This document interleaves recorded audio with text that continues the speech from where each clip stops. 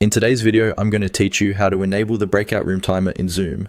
Whether you're hosting a virtual meeting, a class, or a group activity, breakout rooms can be an incredibly effective tool for fostering small group discussion or collaboration.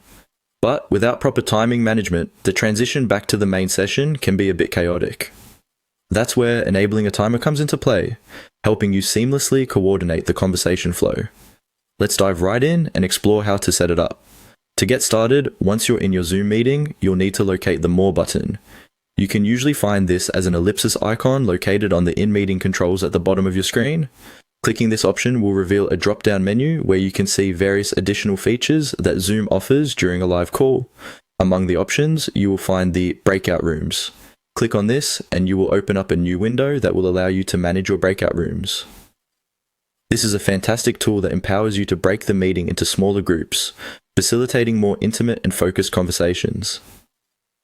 As you explore this feature, you should notice a variety of settings that can help optimize the group dynamics.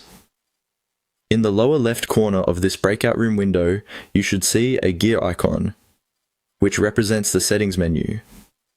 By clicking this gear icon, you'll open up a new set of options where you can adjust how breakout rooms operate for your meeting. Now, within these options, one important checkbox to note is the one that says automatically close breakout rooms after a specified duration. By enabling this checkbox, you allow the breakout rooms to automatically close after a set period, guiding participants back to the main meeting at your appointed time without anyone needing to watch the clock manually.